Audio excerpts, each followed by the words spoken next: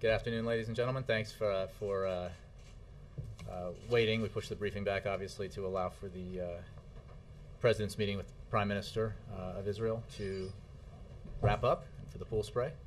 I don't have any announcements, but I will begin with questions. Thank you. I guess coming out of this meeting, what a lot of us are wondering is what was actually accomplished between Obama and Netanyahu. There was a lot of talk, a lot of rhetoric about the commitment to peace, but in terms of actual substance, particularly on the issue of borders, it doesn't seem like they made any progress. Can you point to any concrete areas where they made progress today? Well, first of all, I would note that Prime Minister and the President met one-on-one for more than an hour and a half, more than twice the time expected. And I think that's an indication of just how productive and constructive this meeting was.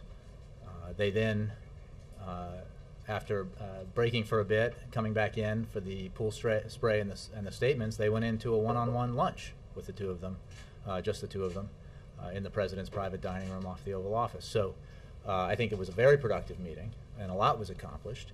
There's a lot to talk about. Dramatic change in the Middle East and North Africa.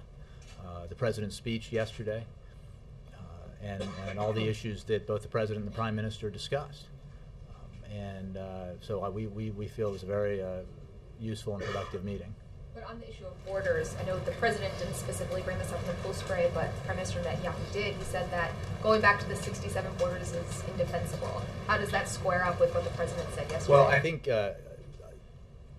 what the President said yesterday was quite clear. The President said the borders of Israel and Palestine should be based on the 1967 lines with mutually agreed swaps so that secure and recognized borders are established for both states. That is a formulation that has been understood by parties to these negotiations and by anybody who's been a close observer of these negotiations in this region for years. He felt it was important to articulate that. The security issue here is recognized by the President, was recognized clearly by the President in his speech yesterday and again today in the Oval Office. He made clear that every state has a right to self-defense, that Israel must be able to defend itself by itself against any threat. He made clear that security provisions must also be robust enough to prevent a resurgence of terrorism, to stop the infiltration of weapons, and to provide effective border security. And I think that, again, anybody who knows this issue knows that this has been an understood starting point for resolving one of the four major issues between these two peoples, which is territory, for a long time. But I guess the question is then, what is happening today on the U.S. side? You mean, did they resolve the Arab-Israeli, I mean, the Palestinian-Israeli negotiations today? No. Is there progress being made to get the Israeli side to move closer to the U.S. position on the border issue? I think, again, there is nothing that the President said yesterday that contradicts the 2004 letters that were exchanged between President Bush and Prime Minister Sharon, or what Prime Minister Netanyahu said today in the Oval Office. The President said in his speech that a starting point for resolving the territorial issue is the 1967 lines with mutually agreed swaps and security for both nations. I think that's there's nothing in that statement in the President's speech yesterday that is contradicted by what the Prime Minister said. So why is he so mad? I'm not sure that I accept that he was mad. I think they had an excellent meeting. No. He said the borders. First of all, it's important to understand. I mean, I shouldn't have to parse words like from the President or the Prime Minister. He said the borders were indefensible. That's an issue about security. The President framed it yesterday. He was Well, very look, clear about I it. think the President, I think the Prime Minister made very clear, and the President did, that they don't agree on every issue, but that they are both committed to working together in the days, months ahead towards a peace, a two-state solution that allows for Israel's security, which the United States remains committed to profoundly. I mean, this administration's commitment to Israel's security is unshakable, and its demonstration of that goes beyond rhetoric. I stood with the Prime Minister, Netanyahu, and with the Vice President when I worked for Vice President Biden in Jerusalem, when the Prime Minister made clear that this administration's commitment to Israel's security is as great or greater than any administration in Israel's history. And that is, and the President feels very strongly about that. He also feels very strongly that we need to take constructive steps towards peace. Yes, Jay. Sorry. I'm going to ask a non-Israel question. Fine. The IMF. We saw Secretary Geithner's comments about that today. Can you tell us if the Europeans are already floating a candidate? I don't have anything on candidates or personnel, and would refer you to whatever statement the Secretary of the Treasury might have made. Will that go for pretty much any IMF question? If it's about the next head of the IMF, probably. Let me switch to another thing then. Will Vice President Biden be holding talks next week with the deficit team? The Vice President will be resuming talks next week. I believe we have something on the books for Tuesday, and he looks forward to those negotiations continuing. They've been constructive and productive so far, and we hope that continues to be the case. And with the latest developments with the Gang of Six, does the White House view this group as really the only group that has any hope of coming up with a deal that is credible? Well, look, these are negotiations led by the Vice President at the President's request with designated leaders of Congress. Any deal has to be a deal between the House, the Senate, the Democrats, the Republicans, and the White House. And the inputs are varied, but we do believe that, and come from different places. Ideas come from different places, including the President's Fiscal Commission, the so-called Simpson-Bowles Commission, including, obviously, the President put forth a very substantial vision and plan. And there have been many other and significant and valuable contributions to the general idea of how we should move this forward and get significant deficit reduction in order to promote economic growth and job creation in this country and get our fiscal house in order. So I think that, yes, the Biden talks, the Vice President's talks are an important vehicle. We believe that is the vehicle and will be the vehicle for an agreement. We're optimistic about that. But obviously, there have been a lot of important contributions from others not actually in the room. Jay. Officials with the Israeli government say that obviously this negotiating the borders, the starting off point is the 67 lines with swaps. But what they're upset about is that that was something that was going to be negotiated at the negotiating table, that they thought they could exact concessions from the Palestinians in exchange for which, and now, for the first time, it's stated U.S. policy, which it has never been before. It is the U.S. position now that the 67 lines with swaps are the basis for that, not something that would be negotiated between the Israelis and the Palestinians. But this is a starting point for a negotiation on one element here, which is territory. The President believes that progress can be made on territory and security, two of the four major issues that need to be resolved for a comprehensive peace.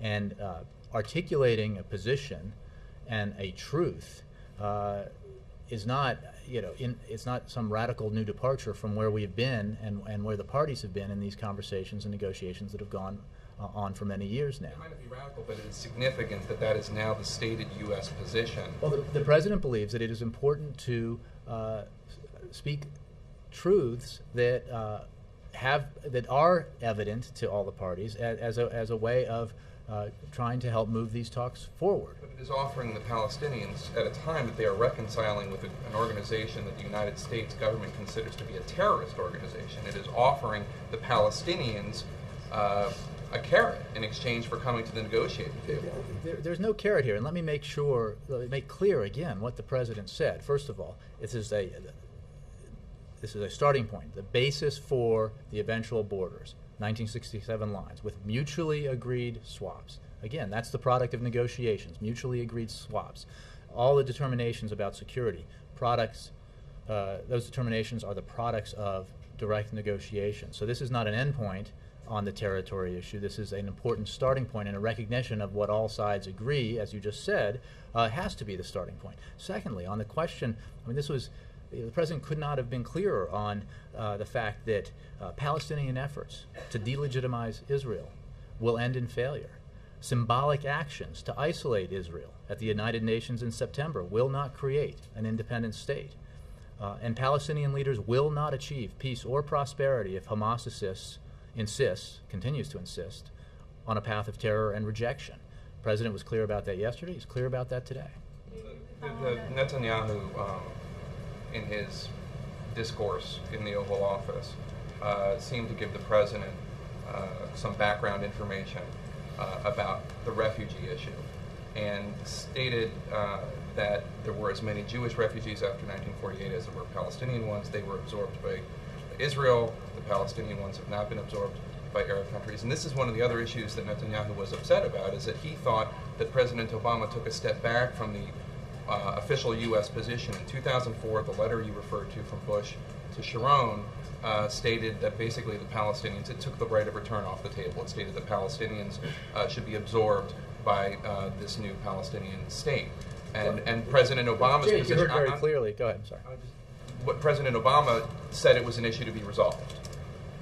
Look, everybody who's a part of these negotiations, and again, observers of these this process over many administrations, both here and in Israel, and even several leaderships of the Palestinian people, know what the four issues that need to be resolved are: territory, security, refugees, and Jerusalem. Thank you. These and what the President said very clearly yesterday. Appreciate the help. What the President said very clearly yesterday is that he believes we can move forward on territory and security in order to gain some momentum in this process that has been stalled and which needs to move forward during this moment of opportunity. Why back away from the Bush position? He addressed issues of territory and security yesterday. I take issue that he moved in any direction on the issue that you're discussing. What he talked about yesterday was territory and security. What seems to have the Israelis upset is that they perceive that he's pulled back from the position expressed by George W. Bush to Sharon in 2004. As you know, words matter. Nuance is important.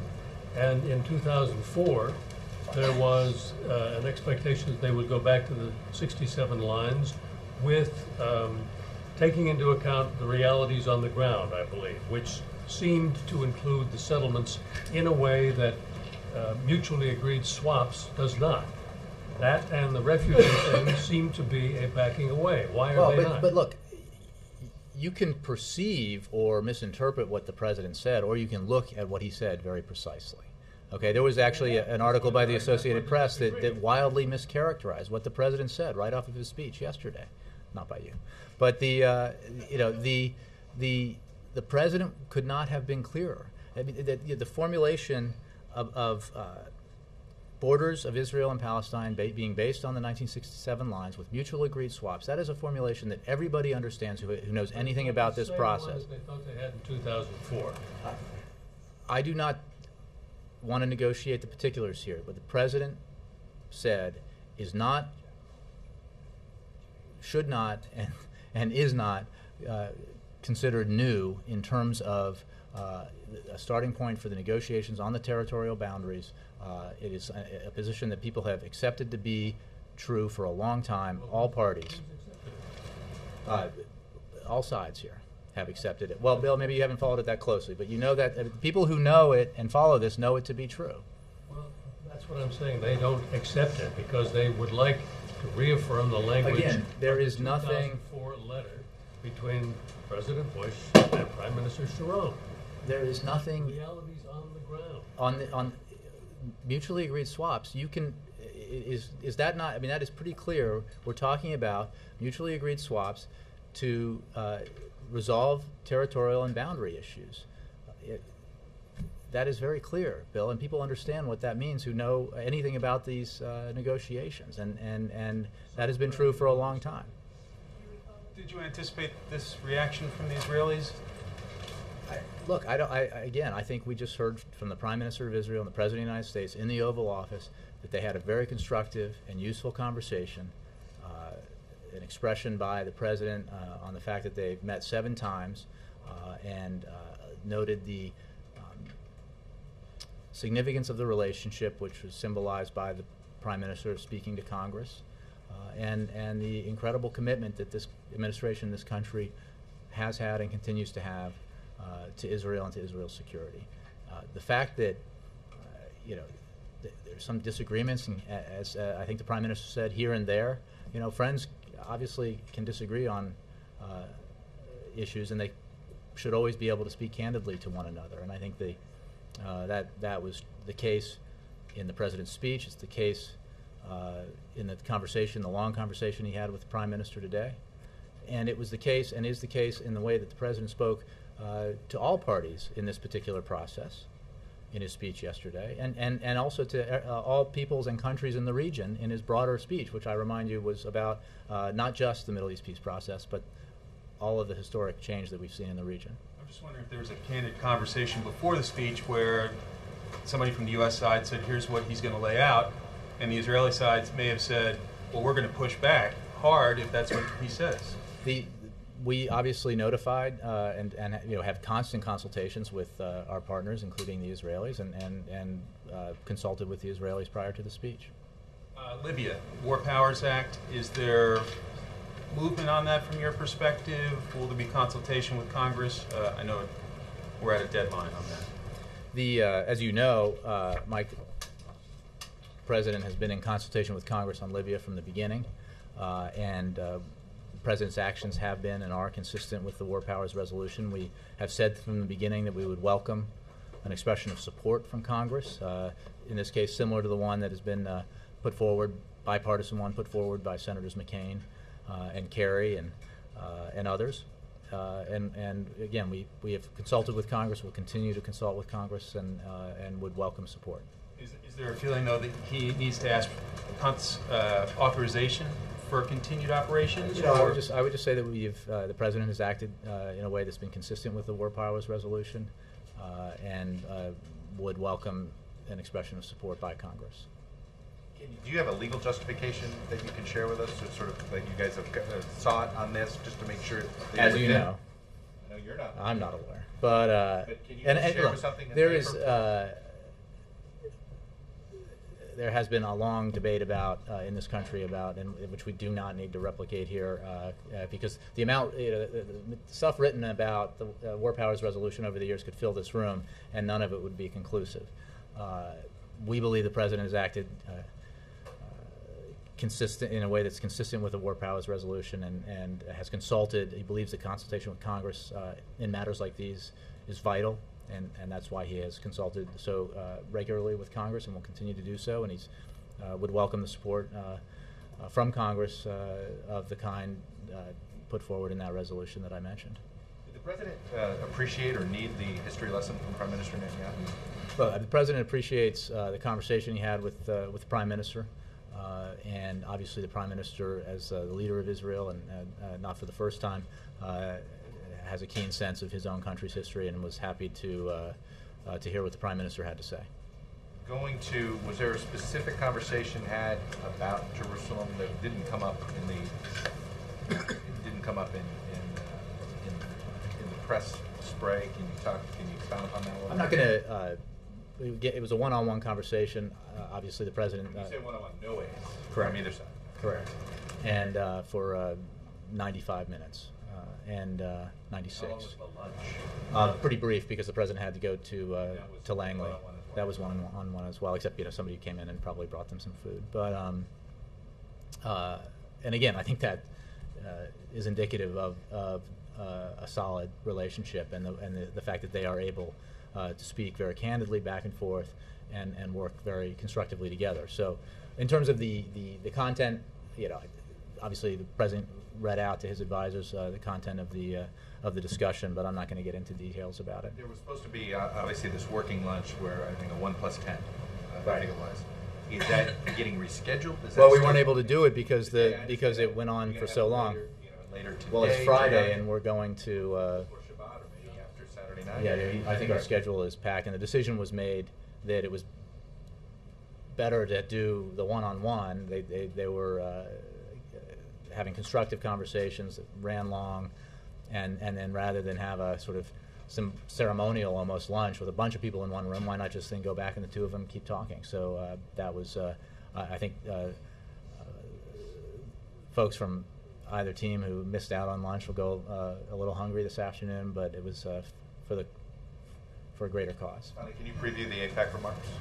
I don't have anything on that for you except to say that you can expect the president to echo the themes from his speech yesterday, in particular the commitment to Israel's security that this administration has and has had, and this country has and has had, and will have going forward. Should anything be read into the fact the president did not bring up the 1967, his statement about the 1967 borders in No. his comments today, knowing that the Nothing Prime should be read into it because he did give a long speech yesterday and spoke quite comprehensively as well as comprehensively on this issue yesterday, so he didn't think he needed to reiterate that for the pool spray.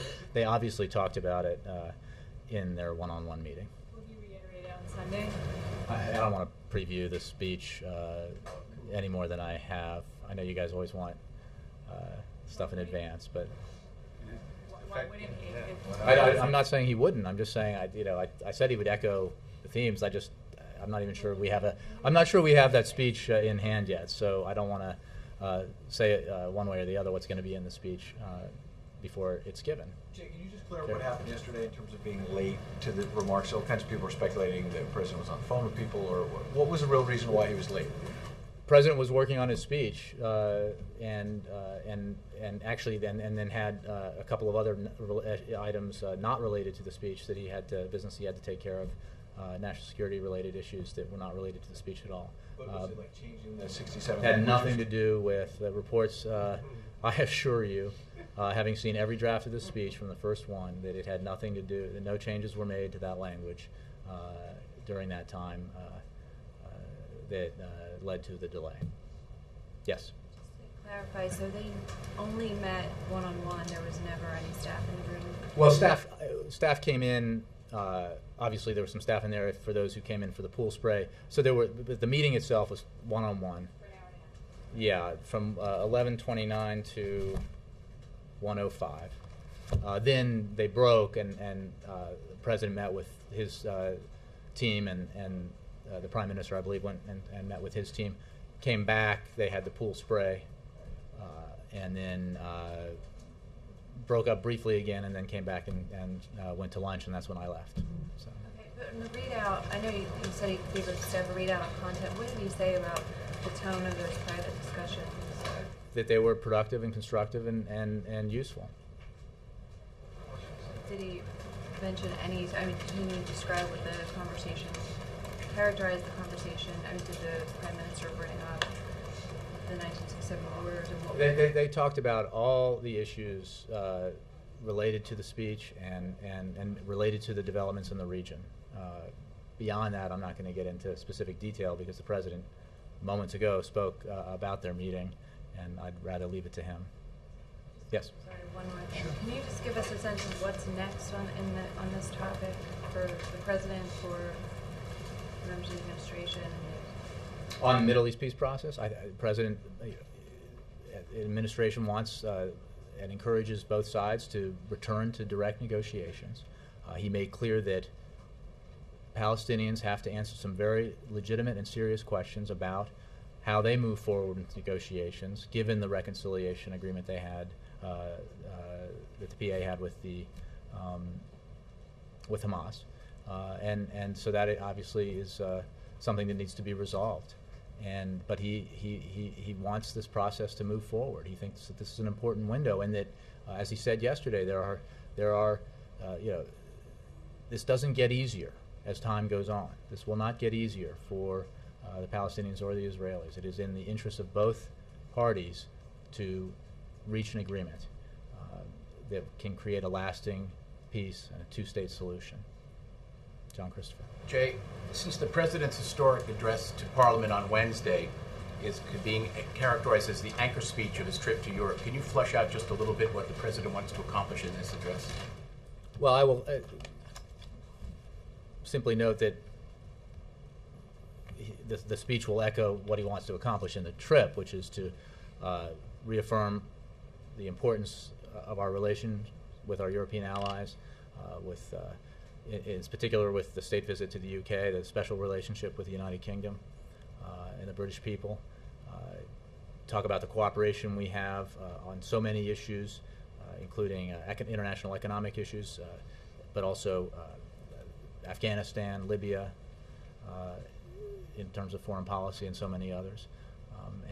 So that we have obviously the visit to Ireland, and he wants to obviously he'll get into that special that relationship that we have with Ireland and his personal history in Ireland, the fact that he has ancestry there, and then the UK, and then obviously on to France for the G8.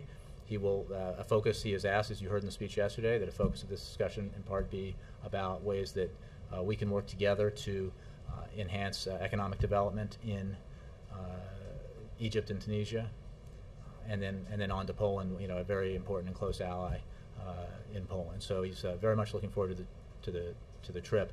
I don't have details for you beyond that on the speech to Parliament, although I know he's looking forward to it. Will the President be expressing his gratitude to the British people for their involvement over the last few years in some of the... Oh, I think you can count on that, yep. Yes. Has the President spoken with Abbas, or did he speak since the speech, or did he speak with him ahead of No, I have that? to take that. I'm not sure that he did. Obviously, we notified and consulted with the parties. I'm just not sure which individuals. I'm told he did not, but I'm sure that there were consultations. Just wondering if he's going to, at some point, in the near future, talk to Abbas about. I don't have any. Abbas had called the day before. Had said the day before in the New York Times that he was going to the quest to go to the UN in September, and her statement. Well, I don't have anything for you in terms of possible calls. The President was going to say that is not the basis of Palestine. Well, we've made that clear before, so I think I can get details in terms of our outreach specifically related to the speech, a lot of which was done, I think that morning. But I can get details specifically on that. But that position is something that we had stated before, that we do not believe that is the path that will achieve a Palestinian state. That the only way to do that is through direct negotiations. What's the consequence of Republican successful filibuster of Goodwin Liu? Well, it's a shame. There's no question. Mr. Liu is highly qualified, has a keen intellect and mainstream views, and obviously we regret that he was not confirmed and he didn't get the up or down, just simple up and down vote that we would have liked. But we made clear that that's what we wanted, and we regret that it didn't happen. So what happens now? In what sense? In the larger sense of judicial nominations and confirmations, and also specifically... Well, we're going to continue to work on other nominations. It's very important. It's obviously vital that open slots in our judiciary get filled, that open slots in this administration get filled, and so we work regularly with Congress to make that happen. Does it mean you have to nominate different kinds of judges or consult more in a different way? We work with Congress on this. We continue to do that. We believe that Goodwin Liu was a highly qualified candidate, that he should have been confirmed, but we continue to work with Congress on other nominations. Can I just let me work through Perry here, and then I'll go to you. Yeah.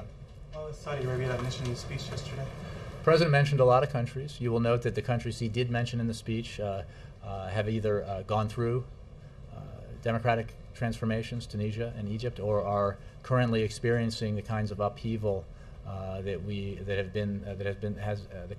have been so historic in the past 6 months. So I think if you note, those are the nations that he talked about in his speech with regard to the region and the Arab Spring. Neither, you don't get brought up. It was a long speech, Chuck, and he spoke directly and in detail about a number of countries that are experiencing either positive transformation or are undergoing the kind of crackdown that we're seeing in Syria that we abhor and we've condemned, and that we've responded to with significant sanctions that we have ratcheted up as we continue to try to put pressure on the Syrian regime to cease the violence against its own people. And he spoke very clearly about other countries, Yemen and Bahrain and on and on. So I think it's pretty clear where what he was doing with that speech. So I'm sorry, you wanted to follow on the. On the Lou Yeah. nomination, I'm just wondering what happens with Lou now. I mean, are you guys going to keep pushing for him? Are you going to ramp up a campaign with Congress for him, or are you moving on? I think Senate's voted. I don't know of any plan to continue to press on that, but why don't you check with my office, and I'll see if I have anything else on that. Keith. The operative phrase in the 2004 letter is, "It is unrealistic to expect that the outcome of final status negotiations will be a full and complete return to the armistice lines of 1949, i.e. the 1967 borders." Does President Obama concur with that line? The president did not say that Israel should withdraw or that its borders should be the 1967 lines. He said that the borders should be based on the 67 lines with mutually agreed swaps. I'm just asking you if he And concurs. I made clear that No change, there is does he nothing concur with that line? nothing the president said that about these the boundaries and the issues of the 67 lines that contradicts that. So he does concur with that line. There's nothing he said that contradicts it, Keith. Quickly, one more line that was out of there. A solution to the Palestinian refugee issue as part of any final status agreement will need to be found through the establishment of the Palestinian state and the settling of the Palestinian refugees there rather than in Israel. Does President Obama agree with that line in the 2004 letter? The president spoke very clearly and at length about this issue yesterday. He spoke specifically about two of the major four issues that continue to frustrate this process because they're difficult and they need resolution. I'm not going to characterize his position on issues that he did not discuss yesterday. I would just point you to his speech yesterday. I've mentioned two things in that letter. You could ask me 7 different things about what his position is. Why can't you just concur? All I with said the previous was, policy? look, he spoke at length about this, Keith, yesterday. Yes, Crystal. Sorry, Christy. I'm a little bit confused by the notion that this is totally new to talk about the 67 lines with land swaps. I know that it's new that the president stated it, but as far as I knew, this was already the position of the administration before. The Secretary of State several times used the same language. So is this a new position of the administration, or is it the old position of the administration just stated newly by the president? Well, I think I've made pretty clear that this is a position that's been recognized by all parties to these negotiations for a long time, that any territorial resolution would be based on the 67 lines. That's a position that was understood by all parties for a number of years now, including obviously the United States, this administration, but predating this administration. Christy. On that question, can you just walk us through it a little bit? When did the president first start talking about actually stating the territory point? In terms of the speech, I mean, just like the idea of saying it himself and bringing it out into the open and moving it to a starting point. I'm not going to sort of give you a tick-tock of internal negotiations in terms of our policy positions and pronouncements the president makes. I mean, he made his speech. It was a significant speech, and. Can you say when he actually decided that he would do so? No, I don't know that I can. Do you know, or you just can't say? I don't know that I can. But wait a second. On the question of the changes in the last half hour, can you characterize? I mean, it's pretty unusual for the president to deliver a speech late because he's making changes to it. Can you say anything about? I covered a number of presidents. I would say that is not unusual. It is. Look, I'm not going to get into the details. But because there was a false report about where the edits were coming, and they were not on the issue that we've discussed. There were also other issues that had nothing to do with the speech that intervened that made him a little late. But again, by the standards of presidencies I've covered, this was not terribly late. Jay, can I ask a question, Jay? How frustrated is the president that out of a 45-minute speech, here in the U.S., we're focused almost exclusively on pretty much one phrase, which is less than 10 seconds, which is 1967 borders. And we're talking almost not at all about 44 minutes and 50 seconds that he spoke on. Well, I'm frustrated. I don't know. No, I think obviously he knows that this is an important issue, and we obviously had the Prime Minister of Israel visit the White House today, and the Prime Minister staying for a number of days at the Blair House. again, evidence of the significance of the relationship. Not at all. Not at all. The president made some very important statements about U.S. policy toward a region that is going through historic transformation, and I think that speech was heard around the world, as well, importantly, in the region itself. And he will, I'm sure he will talk about his position on these issues again in the future. But you are right to note that the speech was about much more than just the Middle East peace process. But he did put it within the context of a broader opportunity here, a window of opportunity, because of the historic changes we've seen. Thank you. Since the president believes that Israel should give back any land that it won in battle, why doesn't he believe that we too should give back land that we won in battle with Mexico? Lester, I've gone over many times what the president said, and he certainly didn't say that. I just wanted to, why? Connie. Thank you. Would the president accept militarized assistant U.S. troops on the border if there is a border back to the 1967 You're talking about a hypothetical way beyond where we are now. Yes, sir. It's about the colleague's question. The Treasury Department statement says that U.S. will support any candidate with broad support. So, will the U.S. support a candidate from an emerging market, say from India, for the IMF chief post? I confess that I've spent most of my time this morning on a different issue, and I'll let the Treasury Department's statement stand. And will the president be discussing this during the G8 meetings? Well, I imagine that the IMF will come up, but what that conversation will look like, I can't predict. But knowing the president's mind in day to day, does he have a support for an emerging market? You know, you're asking me a question that I'm just not going to answer. So, yes, ma'am. If you said that the president wants a process to go forward, what ideas does he have, considering that now that Israel is refusing the 67 border and they're not going to negotiate with the government? Oh yeah, there's this crazy mischaracterization of what we're talking about here. He didn't, there's nothing the Prime Minister said that is inconsistent with what the President said yesterday, which is that the border should start from the basis of the 67 lines with mutually agreed swaps. Okay. Secondly, he had made very clear that any resolution of the territorial issue had to account for Israel's security, its ability to defend itself by itself, to prevent the infiltration of weapons and a resurgence of terrorism. And I think I've answered the question about where we go from here. Clearly, the negotiations have to be between the Palestinians and the Israelis for this to succeed, and that's why we've encouraged the resumption of direct negotiations.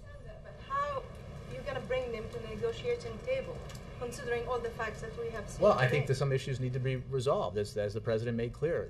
The Palestinians need to answer some questions about how they can credibly negotiate with Israel given their reconciliation with Hamas, and Hamas is yet to renounce terrorism, renounce violence, or recognize the right of Israel to exist. Let me go to Ron. Let me go to Ron. I want to follow up specifically on this question, on this issue of answering questions. What exactly is the standard that the new Palestinian government has to meet to satisfy the president? Are we talking about weapons decommissioning? Are we talking about leaders resigning, or their government dissolving, in order for the president to be satisfied that the Israelis should in fact engage with this Palestinian government? Ron, you're sort of getting ahead of the process. The president. This is the beginning of the process, because it can't happen. Well, but I'm not going to negotiate the details of it. We've been very clear that it is unacceptable to us, Hamas's position, supporting terror, supporting violence, and refusing to recognize Israel's right to exist. Right, exactly. So does does a statement suffice? Does an extended period of no hostilities suffice? What I'm trying to understand is what do they have to do to prove that in fact? Well, let me step back a little bit. We are again a little ahead of ourselves, because while we are still monitoring the developments related to this reconciliation, what it means in terms of Palestinian leadership. So it's hard to answer those questions specifically until we see what sort of posture the Palestinians are going to take. So I don't want to draw any lines here when there's still a lot of unanswered questions. let me, Stephen, yeah. So are you saying that the Israelis are I not did already. properly While you were gone, or yeah. fully characterizing the president's position? Because I didn't hear the Prime Minister talk about land swaps. He just talked about the 1967 borders. He seemed to be, by that logic, he's reacting to something the president didn't say. Again, what I understand, the Prime Minister spoke about the indefensibility of withdrawing to the 67 borders was an issue of security, and the President made clear that, first of all, it made clear yesterday, and certainly again today in his conversations, that what he said was that the borders would be based on the 67 lines, should be based on the 67 lines with mutually agreed swaps, and that Israel's security had to be paramount here, that it had to be able to defend itself and by itself, and all the other issues I laid out. So, I mean, your observation is an interesting one, and I think the point that I've tried to make and others have tried to make is that there's been a lot stipulated about what the president said, and it hasn't included everything the president said yesterday. Thanks, Jay. Let me do the last one. Let me go all the way back. I haven't hit the back row in a while. Yes, sir. What several people seem to have hit on is that while the 1967 borders with land swaps is not new criteria for the negotiations, that the transparency with which a sitting president laid it out for the world to see was new, and the transparency with which he laid out so many of the negotiating criteria that have previously been so esoteric in a lot of these negotiating procedures, that is what's new. So what then is the strategic advantage, according to the president, for laying this all out for the world to see? I mean, there must be some reason why. Because he believes that it will help the process move forward. How? Well, because I think it's important to speak truths that everybody understands, and that create a framework around which very tough negotiations can take place on the issue of territory. So has the closure of the negotiation process and the criteria been part of the reason it hasn't been successful yet?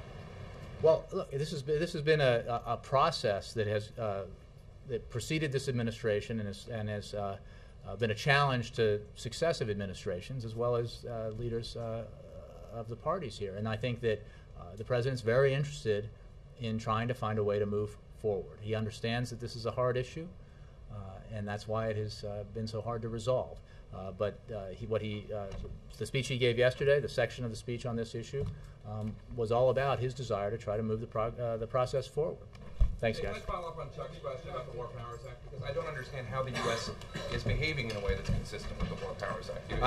I spoke at length about this when you were out of the room. The president, I just read the transcript. the president. He didn't say anything. And 60 days expires today from congressional authorization, notification. 60 days expires today. So how is this consistent? The president believes that he has acted and has acted consistent with the War Powers Resolution. We can have a debate which could spend the afternoon, and there's volumes and volumes written about the application and issues involving the War Powers Resolution. I'm not going to do that from here. The president looks forward to, would welcome support from Congress on this issue, and that's all I'm going to say about it. So why did the Thank you. Deputy Secretary